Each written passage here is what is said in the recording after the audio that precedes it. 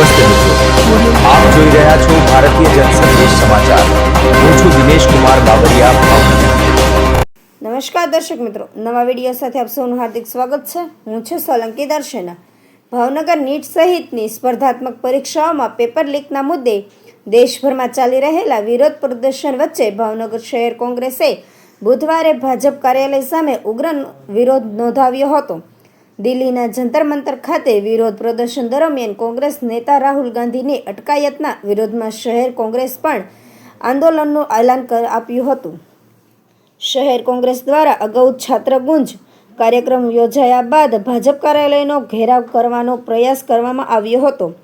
વિરોધ કાર્યક્રમની જાણ થતાં જ ભાજપ કાર્યાલય ખાતે પોલીસ દ્વારા ચુસ્ત અને લોખંડી બંદોબસ્ત ગોઠવવામાં આવ્યો હતો, જેથી કોઈ અનિચ્છનીય બનાવ ન બને। પોલીસ સંઘર્ષ બંદોબસ્ત છતાં કોંગ્રેસના કાર્યકરો ભાજપ કાર્યાલય નજીક પહોંચવામાં સફળ રહ્યા હતા। તે દરમિયાન કેટલાય કાર્યકરોએ ભાજપ સરકાર વિરુદ્ધ જોરદાર સૂત્રોચ્ચાર કરી કાર્યાલય નજીક જ પૂતળાનું દહન કર્યું હતું। વિરોધ દરમિયાન પોલીસ અને કોંગ્રેસના કાર્યકરો વચ્ચે ધક્કામુક્કી અને ખેંચાતાણ દ્રશ્યો પણ સર્જાયા હતા। પરિસ્થિતિ વધુ ઉગ્ર બનતા પોલીસે કાર્યવાહી હાથ ધરી શહેર કોંગ્રેસે પ્રમુખ લાલભા ગોહિલ, પ્રવીણભાઈ રાઠોડ સહિત આશરે 50 જેટલા કોંગ્રેસ કાર્યકરોની અટકાયત કરી હતી।